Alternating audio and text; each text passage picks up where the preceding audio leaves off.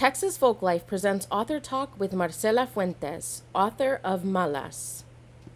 Thank you for joining us for our Author Talk. Tonight we have Marcela Fuentes.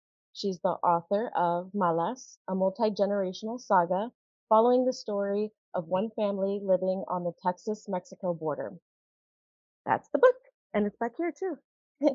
Alternating between the 1950s and 90s, Malas is a vibrant portrait of two fierce women separated by decades, but both determined to thwart fate and escape the confines of their lives. Although the border town in the book is fictitious, Marcela herself was born and raised in Del Rio, Texas. Marcela, welcome, and thank you for taking the time to join us, like Alicia said, on a Friday night. Can you tell us a little bit about yourself and where you grew up? Um, well, about me, I think I would say that I am like kind of a suburban mom of a mostly adult kid, have a job, live in a cute house with my dog. I don't know. I feel like I am not that exciting. But I definitely grew up in a border town, Del Rio, and definitely grew up loving Selena. I think one of my joys was like, I'm gonna write a book. I'm gonna put her in that book. I don't know where, but so I did. Um, I feel like this is the cliche Texan thing. And again, this is probably why I like Fort Worth. I grew up riding horses. I was in Escaramuza for quite a few years as a child. If you watch the Mexican rodeo, they're the girls in the big dresses that are always, doing all these amazing moves and whatever. So moving to Fort Worth was a very easy thing for me because then I can go to the rodeo whenever I want. What else? I teach at Texas Christian University, and before this, I taught at Texas A&M, and before that, it was the University of Wisconsin at Madison. And so I do teach a lot of writing classes, and I work with young people a lot, which I personally love. Um, I always love a young writer, see what they're doing and help them along the way. And what else? I love music. It's a passion of mine. Listening to it, I'm not I don't play any instruments. Um, but yeah, that's me. And can you give us a brief overview and maybe like your inspiration behind Malas? The brief overview of Malas. Okay, let me think. Um, you know what? I'm gonna read from the book jacket because I feel like I have memorized my pitch before, but then I always forget it. Here we go. In 1951, in the sleepy border town of La Cienega, Texas, a mysterious old woman confronts Pilar Aguirre. The woman is sure Pilar stole her husband and, in a heated outburst, lays a curse on Pilar and her entire family. More than 40 years later, Lulu Munoz is dodging chaos at every turn. This is really true. She certainly is. Her troubled father's moods, his rules, her secret life as a singer in a punk band, but most of all, her upcoming quinceañera. When her beloved grandmother passes away, Lulu finds herself drawn to the glamorous stranger who crashes the funeral and who lives alone on the edge of town. Their unexpected kinship picks at the secrets of Lulu's family's past. As the quinceañera looms and we move between these two strong female voices, one woman must make peace with her past, and one girl pushes to embrace her future. I really like that, but I can never remember it. And I did write it That's for enough like to for the editor. remember. I wrote that up for the book jacket, and then but you have to like read it because then you forget. Anyway, so it is about two women. It's about choices. It's about just people being messy and living lives, and hopefully we have some empathy for them, and if not, we can at least see them as human beings. And so yeah, that's Malas. There is a reason that I wrote a book called Malas, which is, bad women. And I think the inspiration came from quite a few different places. One, I think as a woman, you kind of want to emit a few yowls like, hey man, things are not fair. And but without just saying like, oh my God, life's not fair. Life is of course not fair. But really just kind of speaking to some of the context of the communities that I grew up in. Certainly another and perhaps of interest, because I know this is Texas folk life. I so love the story of La Llorona, and I wanted to tell a story about a woman who could be considered a Llorona, um, in this story. Maybe won't say exactly who, but I think we know. And just but not really tell it like, "Oh, how can I say this?" In the stories, as with a lot of folklore, of course, they're there to, kind of explain the rules of society, right? In the story of La Llorona, she falls in love with someone and he seduces her, and then he leaves her, and she's like, "I'm so angry about it. I'm going to kill our kids." And then, out of revenge or whatever. And then, of course, she has, you know, total remorse, kills herself, and then she's, forever haunting the river looking for her children. And the thing is, as a tale, of course, it certainly serves a lot of purposes, but the woman in the story doesn't have a real life. She's just a cautionary, literally a cautionary tale. And so I kind of had this idea like, okay, what if I would take this rage that this person felt, but I'm not going to give her an easy way out, that she's just like cursed and she does whatever. And, you know, you just have to stay away from the river. You'll be fine. What if you gave her a real life and you had to like look at whatever that life is? And so those are kind of the questions that I asked myself as I was trying to write this book. That's really interesting. You're talking about rage, and this was a question or kind of a comment that I had for later. But since we're here, I think it's great to stay on it. I wrote this down because it just kind of stuck out to me, and it says, "Looking for that girl is like looking backward through a telescope. She's far away and so tiny. I can cover her with the tip of my finger, like blotting out the sun. I can still feel her radiating, but I don't know where she has gone." And so when you're thinking about this kind of rage and how that kind of manifest and this tale, I was thinking about, you know, how many of us often feel that way. And I'm thinking not to give the because I want people to read it if they have not read the book, but to No think spoilers, about though. no spoilers, but to think about um, some of those choices that happened and how that rage grew. And that rage was kind of like, growing a child and birthing that.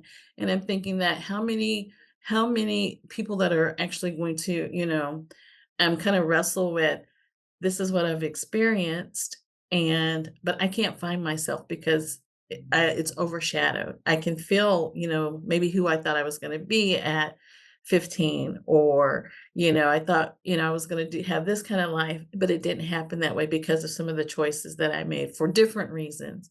And so it kind of, that feeling it's kind of hushed, but then there comes that tipping point or that boiling point, and it just kind of bursts forward. And I was thinking about this, like, I wonder, I mean, I'm sure that there have been times that we've all have felt, I've kind of lost myself.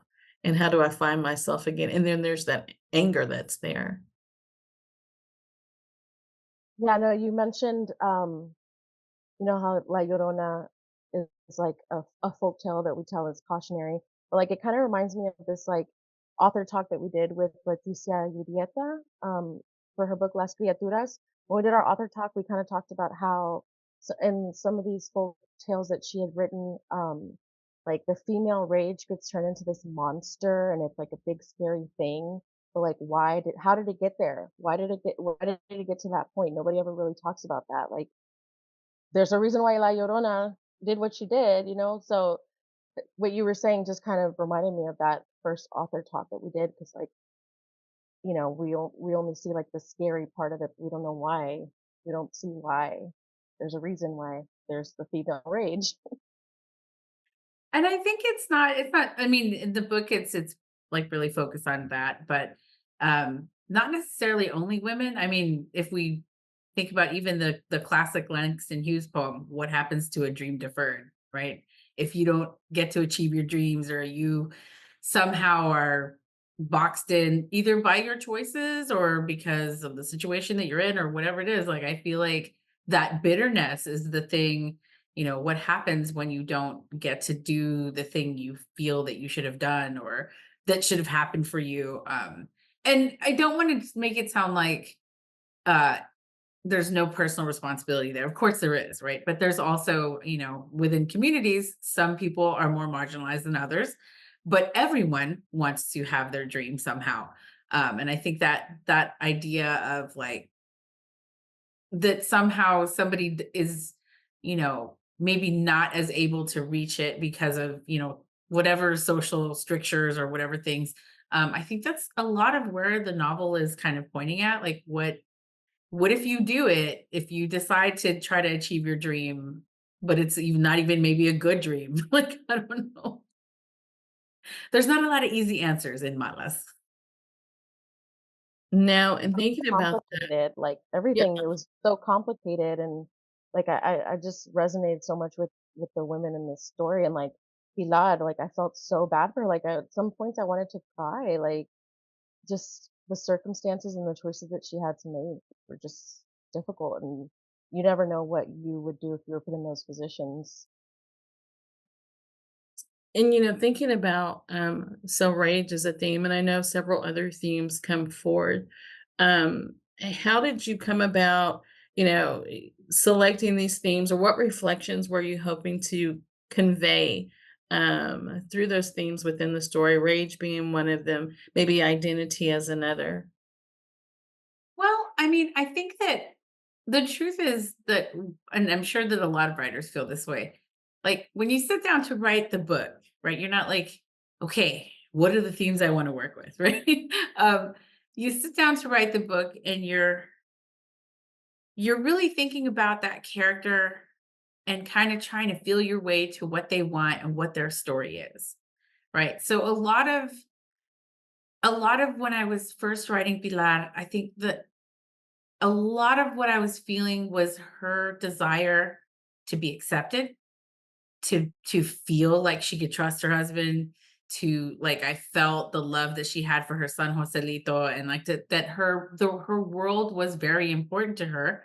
But also I felt her vanity. Like she is a very vain woman. Like even at the young, of course, when she's young, she's vain, but like one of her issues is she has a lot of self-importance because she's very pretty, but also that's like she's grown up feeling like that's her only worth is that she's pretty, right? And so she's like, so I got to be real pretty so I can have a worth, right?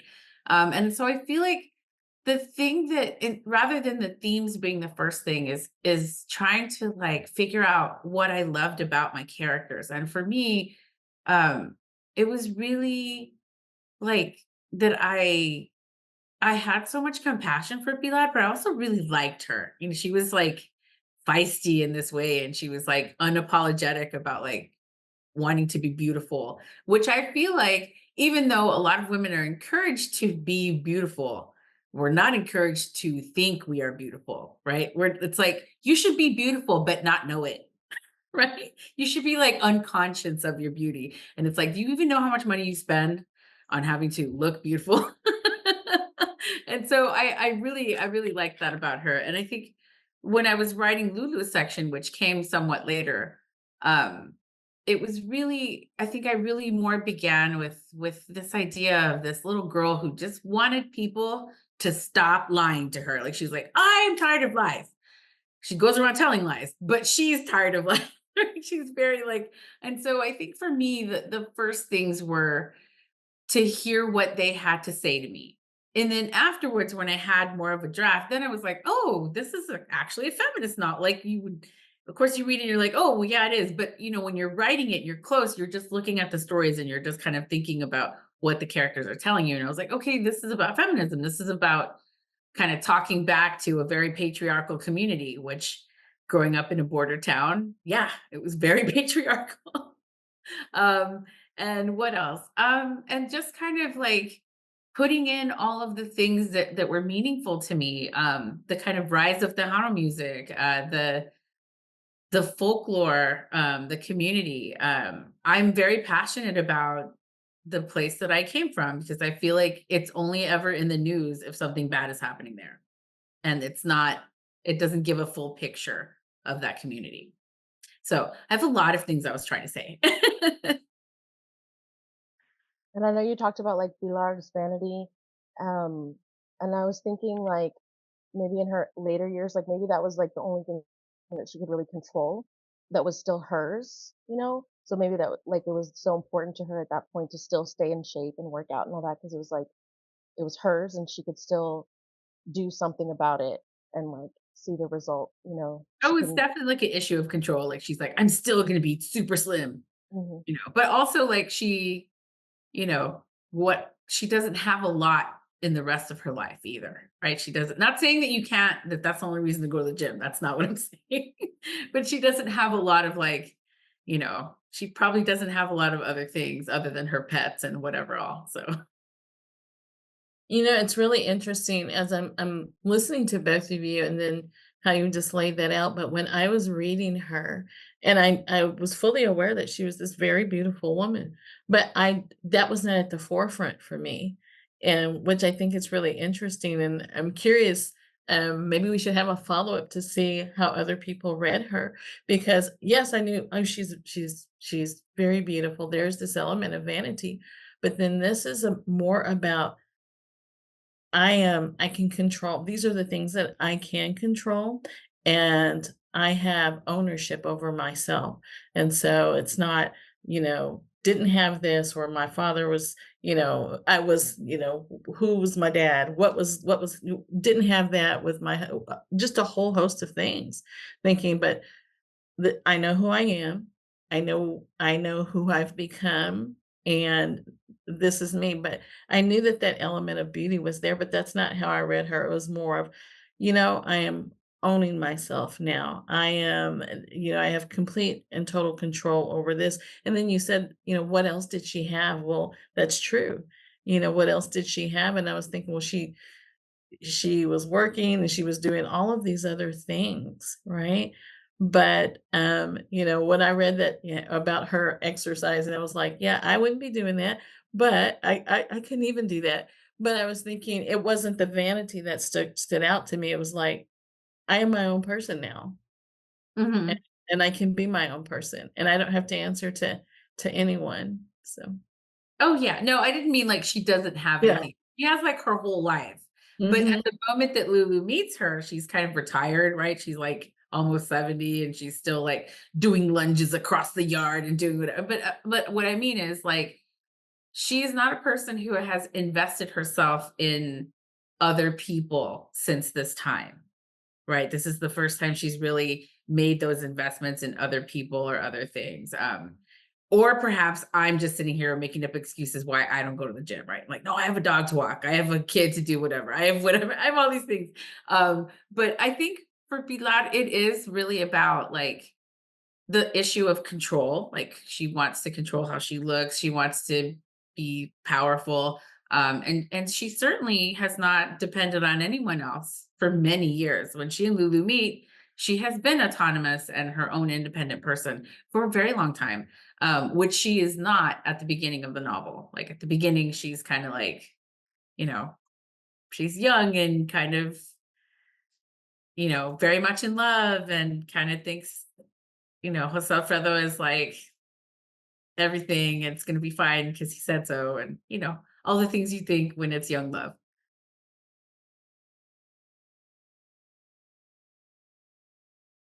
Um, Absolutely. Oh, go ahead, uh, Manuel. so like this the quinceañera thing, it's like so hard to like ask questions and not give spoilers, but the quinceañera thing, like, did you have one and how was your experience with that process? I love this question because I feel like people are like, "What? I didn't have a quinceañera." Um, I did not have one, and I feel like my parents were fine with it. Like, they're like, "Sure." But again, I think it was because I had been in, like, this escaramusas for a long time, which if you're in soccer or you're in baseball or you're a cheerleader, your parents are busy all the time. And so imagine like throw horses and a bunch of dresses on top of that, right?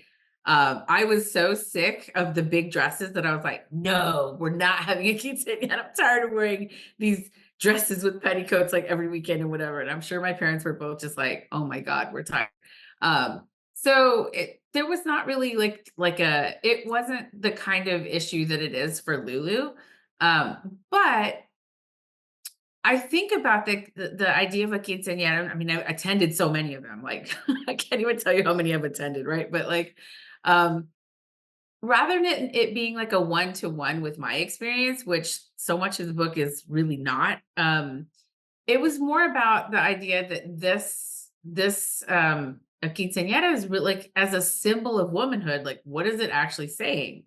Like, oh, you're old enough to date, but yet we're there, we're giving you a final doll. This is the last one. This is like you're supposed to be a grown up here, right? So there's like a lot of interesting things there. And so I wanted to play with it in terms of how differently women feel about it. Like Bilal always wished she had one. Lulu is like, I hate that I have to have one. Right. And so I really wanted it to be like a touchstone, like a coming of age touchstone that would be there. However many decades go by, quinceañeras are still going to be there. Right. And so for me, it was really about how do these two women relate to this like touchstone of like coming of age, if you will. But not really like on a personal level. Cause like, I don't know, I think my parents were like, oh, we're so tired. That's fine. Yeah, and I mean, like, the quinceañera is, like, where, Pilar, you know, s I guess that is her coming of age into the woman that you see in the later part of the book, so Mhm. I find it interesting that you didn't have a quinceañera. I'm I Panamanian, I'm not didn't Mexican, really but I had one. I mean, I don't think you have to be Mexican to have one. Like, I feel like a lot of people like have that, like, because it's like, um, I don't know. I guess I just, You write yeah. about it so well, like, I guess your experience attending them, like, the I little mean, notes I at the went to so table and many. Like, I everything. grew up, I grew up in a border town. I went to so many of them. Like, not even just when I was turning 15. Like, everyone has a daughter turning 15 at some point in their life, right? Like, so I've been to so many, and it really, yeah. I mean, I guess like I said, like I also don't feel like you have to actually go to do something if you write about it. Like that's part of, writing fiction is that you're like, "Oh, I don't have to have experienced it myself. I can still kind of set the scene." So, like I'll give you another thing. You're going to be horrified, but it's true. I never saw Selena in concert for real. Look at her face. Look at her face. I didn't. Wow. It's horrible. And in fact, I wrote that scene because I felt so terrible that I never got to see her. So, Wow. Wow. again, the idea that you have to live it to write it, it's not true. Well, I mean, like I said, I'm Panamanian, not Mexican, but a lot of the ways that a lot of the Mexican culture that you wrote about, like, made me feel like almost nostalgic. Like it was like, oh, Aw. I would miss that, like that culture, that family, that like proudness of their culture. Like I just thought it was just the way you wrote about it was just like made me kind of fall in love. I mean, I live in Texas, so I already love Mexican culture, but like seeing it from, like, their perspective, like, each character's perspective made me, like, fall in love with it a little bit more. Oh, thank you. That's great. Yeah, and I know before, we started with the talk, I said there was so much that has resonated, kind of I'm coming from this blended culture, being Afro-Latina, and then, experiencing some things. And for me, it's, trying to find that space where you fit in, or that's how it was growing up, trying to Yeah. find space in between two cultures where you fit in. And so reading about some of this, it really resonated on a personal level, but as we're talking, I was thinking about something that stood out to me. Thinking about what would be considered like the movement, the Chicano movement. Mhm. And um, I was really curious about how you came to infuse that. I know the time period is really central to that, but for me, when I'm looking at it, and I said, I'm gonna have to go back and read through this again because there were different pieces that I was, taking from that and thinking about this historical context of what the movement stood for. And, don't want to give anything away, but thinking that these stories kind of intersect. And that is a whole nother story within this story. So how did you decide to include that? I think for me, it was really because that section in the 1960s where, first of all, Lulu's dad is the connecting factor, Mhm. even if we don't know, between, Pilar and Lulu, there's Lulu's dad. And so like he's kind of in the middle, and he himself is a thing to reveal, right? And I think that also like that so many of the changes between the 1950s and the 1990s happened only because of that civil rights movement and all the things that were happening during that time. And so while perhaps Pilar, she's experiencing the pre-movement, you know, segregation and being treated, like she's not, well, I mean, she's being treated the way that people were treated at that time. And then there's Lulu who's like, "Oh my God, that is so old, dad. Like, we're done with that." And it's not really true, right? Like she starts to realize like her connection with, especially with the music, is that she realizes that like even then, even in the 90s, like she probably wouldn't be able to have like a class song be in Spanish or whatever. And she's kind of like thinking about that and kind of getting a little bit of knowledge. But I think, and that's actually one of the reasons that I decided to set it in a fictitious town, is that during the civil rights movement, there were many specific histories along the border and in South Texas, and they all had their own specific things that were going on. And so I didn't want to, be disrespectful of a real place and not have to lock into that specific thing. And so I thought, well, I'll just make a fictitious town, and then I can kind of pick and choose what things I can put from the various histories in the region. And it's, it was a very important thing. And I think for me, it also even trickles down to things like people's names, right? Like the reason that Lulu has her name is because her dad was like super into the movement, right? She's going to be the only lucha in her school. And there were just ways in which belonging to that point in history was something that I think people of that group were very proud of. I know my father was like, like back in the day, this is what we faced and whatever. And I was like, okay, dad, right. So a little bit of that, I was like, okay. But I also remember going to college and reading a lot of early Chicano literature and being really excited to be able to share that with him. Of course, it was all mostly written by men, but and so, but it was, I remember reading Yo Soy Joaquin. I remember reading all these things, and then, being like, "Look, Dad, I read this," and he was like, "Okay, I want to talk about this. Is my time. This is what we were doing. Which, maybe he was. I don't know. I don't actually know what he did, but he was very proud of it, whatever it was. Maybe he was just young during that time. Maybe that's all it was. I don't know.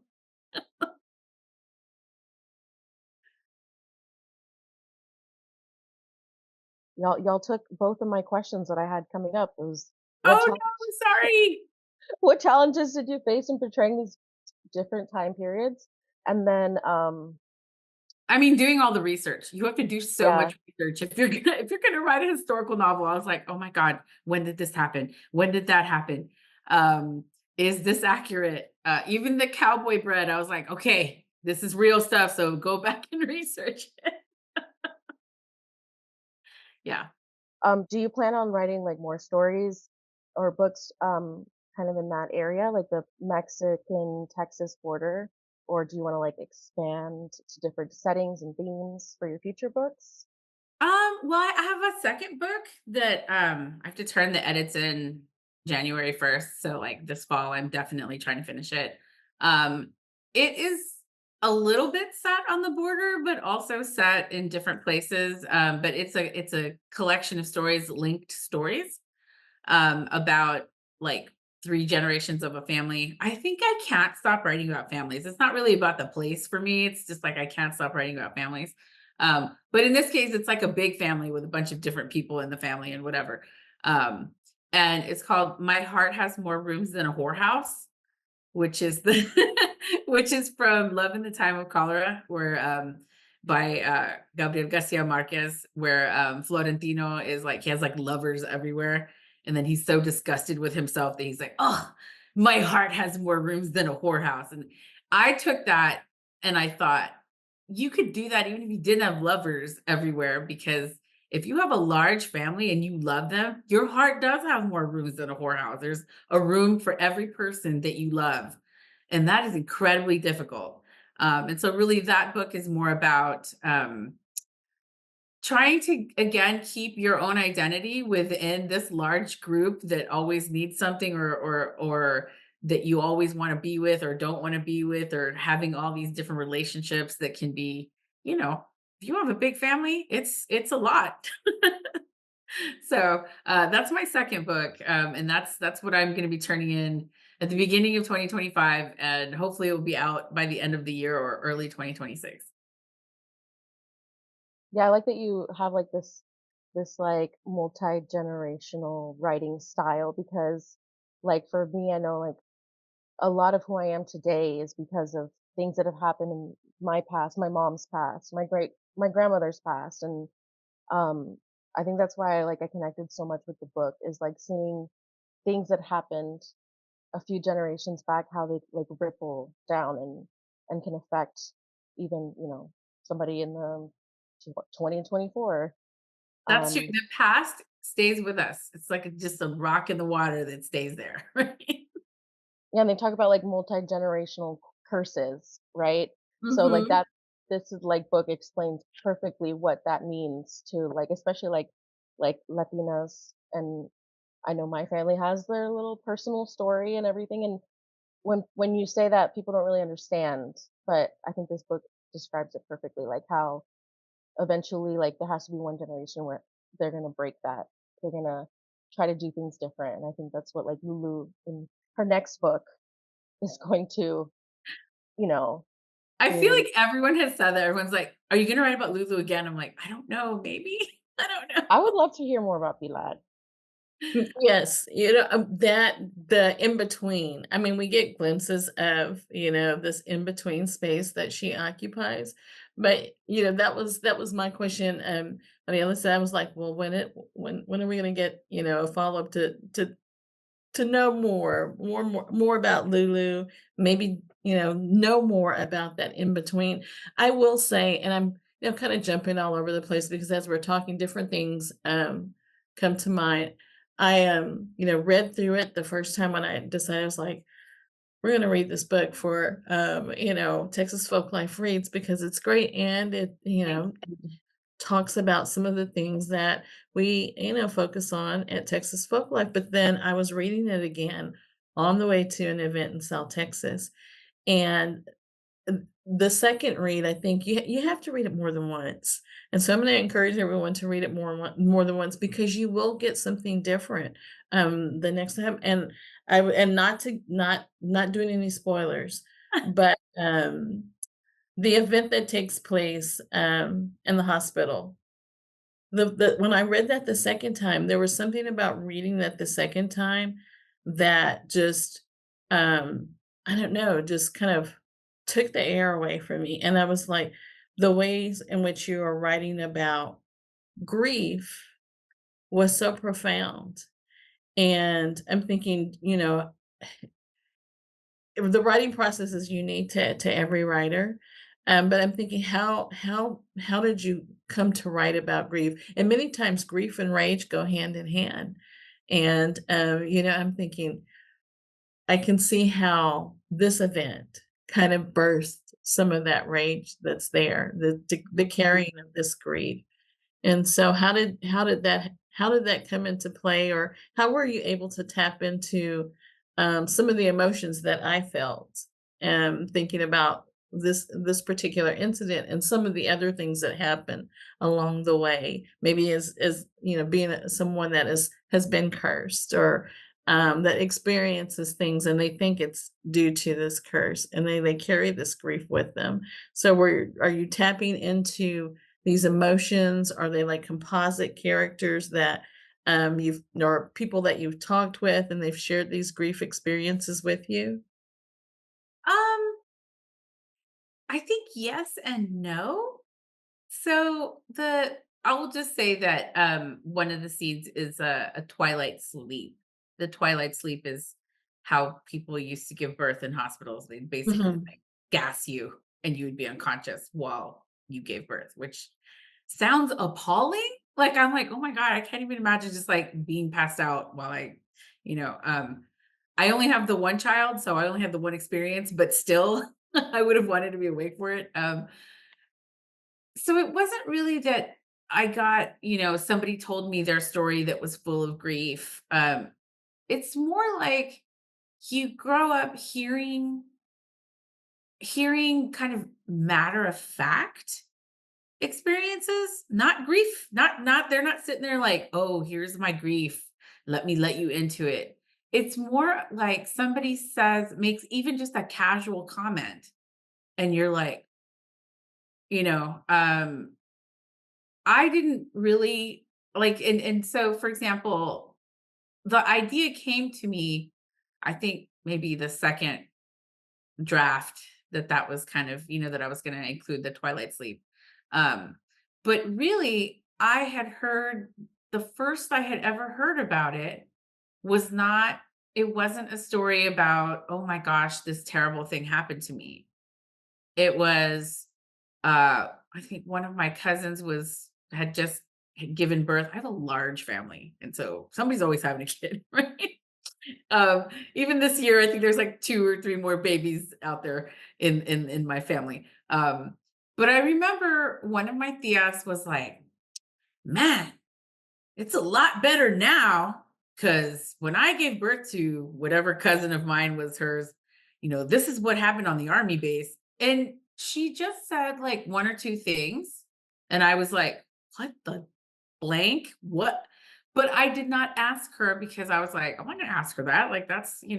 But it was like a casual reference to something that was terrible. And then when I went to do the research onto, I was like, "Oh my God, that's what happened to Tia. Oh my God." Now, it was a different situation. That particular cousin is still running around and being a grown up and having his own kids and doing whatever. But it was really the idea that these painful things would happen and that a person would just go on and not even be like, "Oh, I'm grieving. Oh, this horrible thing happened." They're just like, "Wow, that newfangled anesthesia, the spinal, and that's really great." Or like, "They let the dad in now, huh? That's cool." Right. Like, and you don't get to actually see what painful things they carry with them, but you might know it if you know them well. And it's not necessarily about that one particular story, but that they carry whatever grief they carry because they've lived their life and it's been a hard life. And so it's really more about hearing one small detail that is so terrible that you can just take it away and then like do something else with it and it might sit with you forever. I think I heard that. I might have been 13 years old and I was like, what is that?" And I think I was already like 30 by the time I looked up what it was and I didn't know what it was. So, mhm. Which you guys are now like, "What is happening?" But like, people who were giving birth, a lot of times they would have to do twilight sleep and you know, it was horrible. So, And then like the doctor's like not listening to her and like, oh gosh, it's so hard not to spoil. Okay, so just okay, them okay. not listening to her and all that, like it makes me think of women of color now, how they're not Mhm. listened to in the hospital and like especially with giving birth and not having that autonomy to say, hey, like what's going on? Tell me, let me decide. Um, I don't know, there's just so many things that I was just like things that happened to her in the past that weren't right that are still happening now that aren't right, that shouldn't happen. I mean, I think that's like one of the things I was trying to do is like this is like the powerlessness that still exists. Like when you say, things from the past are still resonating, but some things don't change that much. Like it's hard to get the doctor to listen to you sometimes. You're like, "I swear to God, this is happening." They're like, "I don't know." And you're like, "It is." So that's another um I think it was really hard to write. It's very hard to kind of be in that space, that emotional space for a while, and you got to go and be like, "Okay, go play with the puppy, go do something because this is rough." So it can be very tough sometimes. Not my favorite. That's not a passage that I read like during readings. I'm like, "That's a really rough one. Let's read something funny." And that was, and, as I mentioned, reading it for a second time. The first time, you read it and because I wanted to know what happens next. But then the second time I'm reading it and I'm taking more time with it, I'm finessing it, and I'm like, I've got to put this down for now. I'm going to take a break and I'm going to flip through a magazine and just look at the pictures because it was so. And I think for anyone that reads that passage, it's going to be wow, that's so heavy, and but then there's just kind of progresses on, and after a while you're able to pick up the reading again and then just move on because there's the rest of the story that connects to that. So now I thought that was amazing, and I was wondering how to make someone feel through words is really a powerful thing. I had good teachers. That's what I can say. I had some good teachers. I did workshop that piece at my MFA program, and yeah, some of my classmates were like, "Bro, that's rough." Right? And then my teacher was just like, "Okay, you know what? But if you're gonna go there, fully go there. You have to really, lean in all the way. You have to commit to one thing." So it can be tough to write something very hard like that. Mhm. Yeah, I know, like, she's supposed to be this monster to everyone in her town, and, this tale they tell of the abandoned house, but I like, she's, like, so human and so, like, there's just so much sympathy for her, and then all the women in my life that have gone through similar things, worse things, different things, like, just having sympathy for that, like, oh, it like, the book really did make me cry and call my grandma and all that, like, I just felt so many different emotions reading it, and I I'm can just just imagine your grandma like, "Why are you crying? You're fine. I'm fine." that's how she is. I'm be like, I was reading this book and it made me think of you. The Oh, lady is crazy." I'm sure she wanted to hear that. That's funny. Oh my gosh. So I wanted to open it up for the chat if anybody has any questions that they'd like to ask. And if you haven't read the book, we're gonna give away 5 copies. Yeah, Oh my god. because I think everybody needs to read this. So Thank you. That's awesome. I'm gonna put my email in the chat, and if you want to email me, the first 5 people will get a copy of the book. Um, oh, you can go ahead, Alicia, because I have to figure out how to do this. No, I was going to share one of the comments, and it says, the story is so me. I grew up on the border. It brought back so many memories. Thank you for writing this. No, And I you're do welcome. think Thank that you.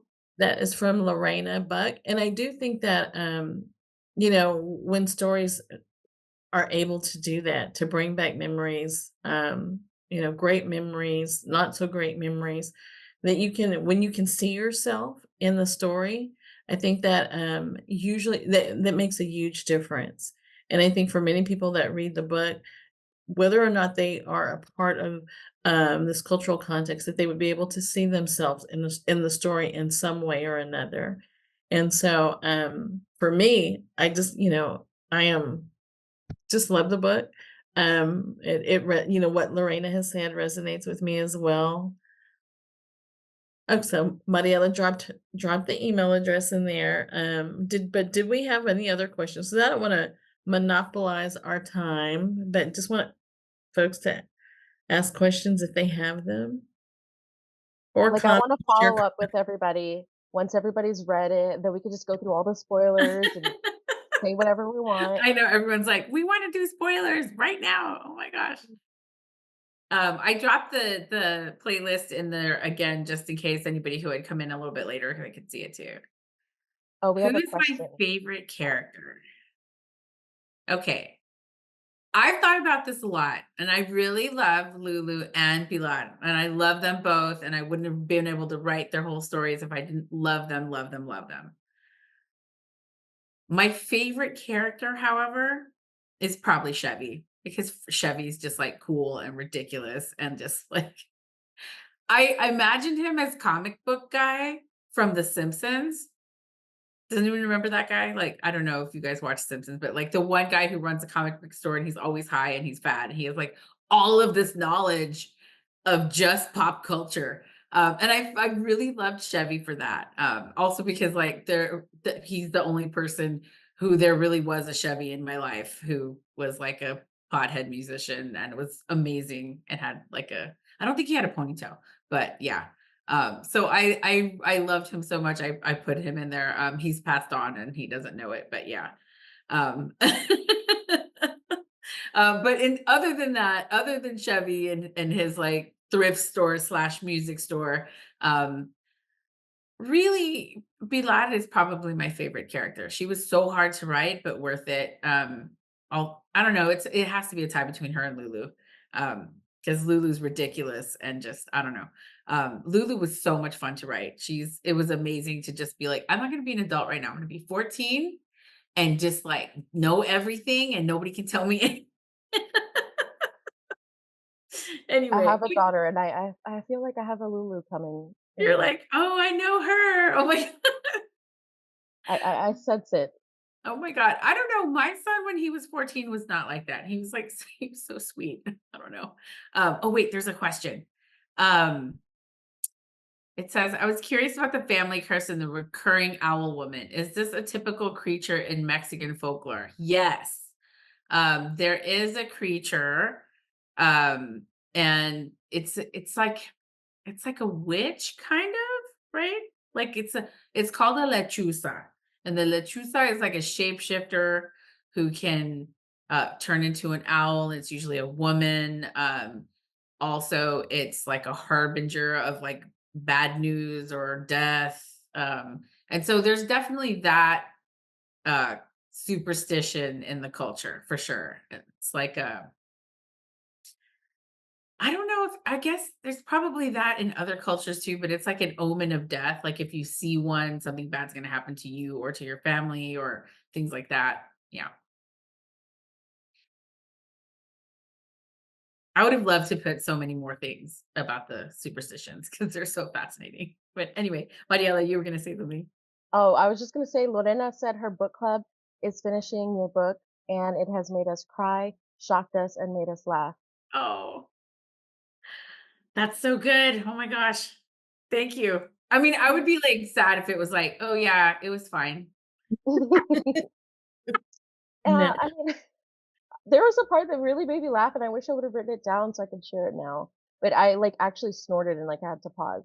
Let me think on it. Let me think on it. One of the things that I found interesting was this element of music, thinking about the conjunto, Tejano, some of the tensions that exist between what is truly conjunto music and what isn't. And Mhm. when I was reading that, and we were on the way to an event to our big squeeze competition, and some of those arguments came up in real time about what was conjunto and what was really not conjunto. And That's what made me laugh. That's exactly you got it on the head. It was, and then her talking about her band, like yes, the band name, yes, yeah, and yes, then like saying it in Spanish. Are we gonna play conjunto now? I don't know. That part made me laugh because those conversations really do happen. People yes. are very, very um, passionate about conjunto, and you wrote it just perfectly. And just, I I have mean, heard so many arguments. I am not a musician, but I know a lot of musicians, and there's like the purists, and like, no, it's this Mhm. and that and the other. I know I was like sitting in the back of the car one time, and one person in the car who shall remain nameless because it's being recorded was like, I don't even like conjunto, and everybody was like, and then it's like from a the face corner, scratch. someone was like, "Los Tucanes are gonna play at Coachella, okay? It's a legitimate form of music." And I was like, "Oh What my god, okay, Los has Tucanes." anyone like come up to you and been like, "Well, why didn't you mention this band or why didn't you mention this musician No one in your has book?" yet, but it's No? only been a Okay. few months. So if there's bands I didn't mention, I'm really sorry. It was I not on will purpose. I will say, because we had this conversation in real time, and, I won't we are being recorded, so it's gonna be nameless, but I thought, "You know what? we're going to purchase these books as an organization and give it to them so they can see that this exists, this kind of, that's being written about. But yes, you wrote that perfectly, about what is really conjunto music. And I thought, thinking about, this new version of conjunto music and what this looks like for us as an organization when we have these artists that are playing this different style, are we going to be prepared to, say it's, not the changing of times, but there's still that element of being a purist that's there, and they have learned. But no, I thought it was spot on. And I was like, before I was like, are you in the, in the music scene? Because it was just so accurate. I'm just from a border community and know a lot of musicians. But also like this is also it's kind of a stand-in for the argument of like being more Mexican. What's the legitimacy? Who has legitimacy? And it really is that. Like, what is the cultural legitimacy and who has it? It's always present, no matter how much time passes.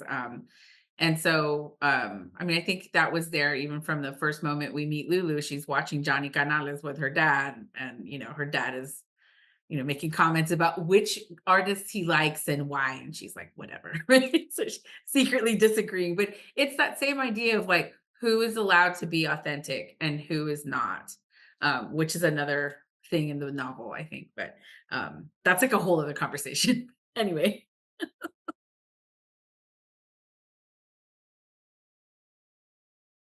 Well, their iPhone user said, "I love Pilar. I love her too. Oh, I want her to I win." was picturing Maria Felix, the old Mexican actress Maria Felix with her little eyebrow that's like I just was picturing somebody very arrogant and beautiful. And so I was like, I'll channel her when I'm writing Pilar. Do you think that there's ever going to be like a follow-up Malas I 2? don't know. I hope so. Like maybe I have the second book to finish, and then we'll see. I don't know if my editor is like, we really want, más malas or whatever. Maybe. Like, I We'll really think this see. is going to be a movie one day. Like, this That's what has I to be a was movie just one about day. to say. I was just about to say that I could see this, being a film, and I was gonna ask you, would you be receptive to, turning your novel into a I film? would love that. I don't unfortunately, I'm not the one to decide those things, but I would love that. That would be great. So yeah, anybody who's trying to do that, like, I mean, we'll see. We'll see what definitely. happens. There's a long leap between having a book published and seeing it on the screen. So we'll see what happens. But yeah, no, that would be great. That would be wonderful. Who do you think would play Lulu? Are there any actresses you think would be a great Lulu or Pilar?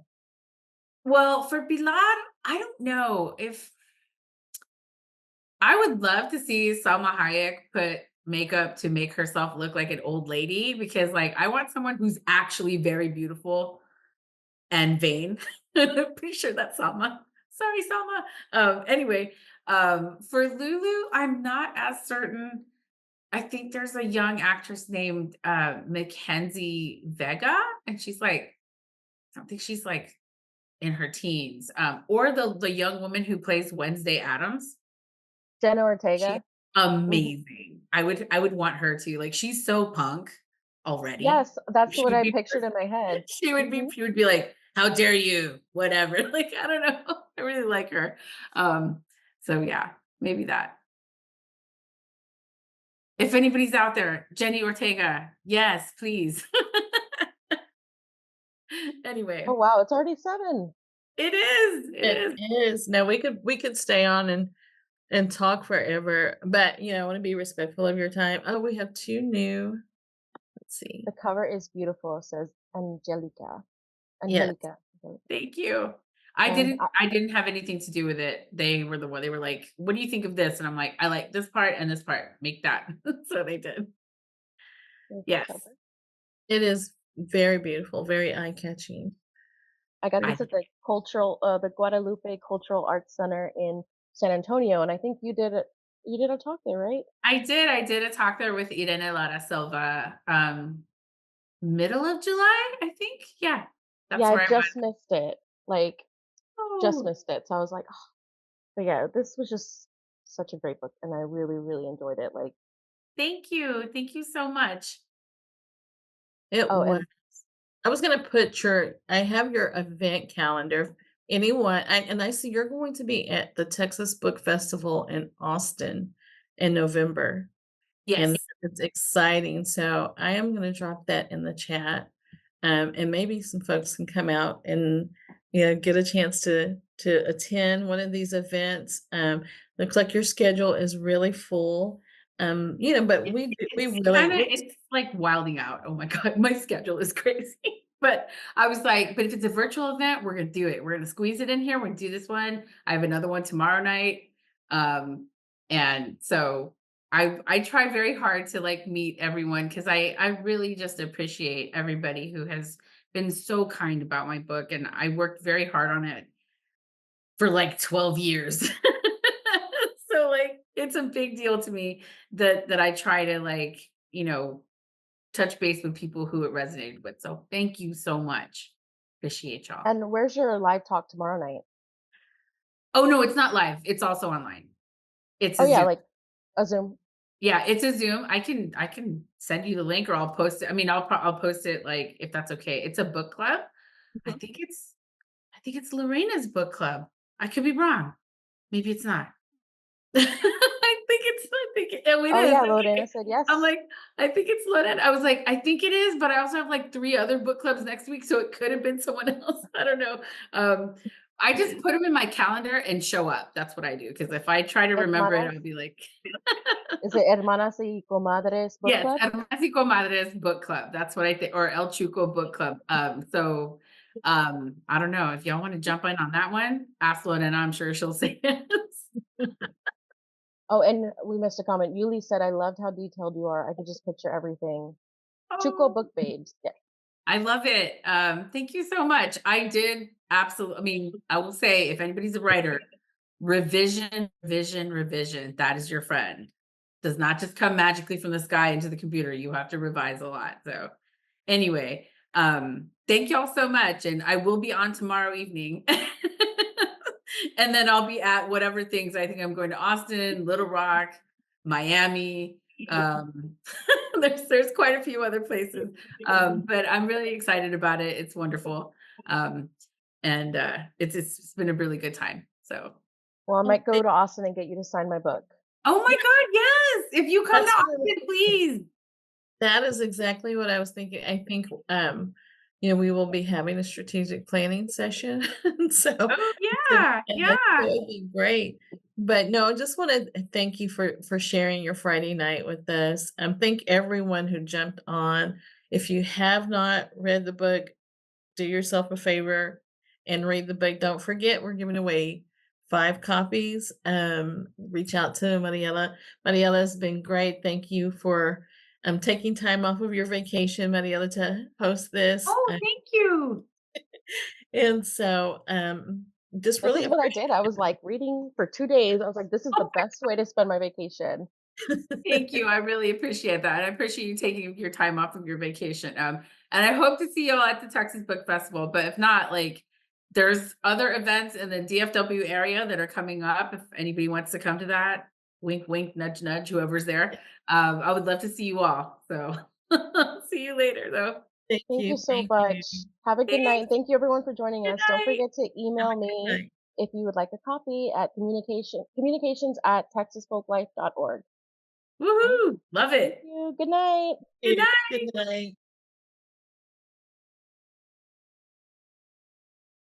Thank you for joining Texas Folklife during our author talk with Marcela Fuentes. You can order Malas on penguinrandomhouse.com, Amazon, or bookshop.org. Follow Texas Folklife on social media or visit our website at texasfolklife.org for updates on our next author talk.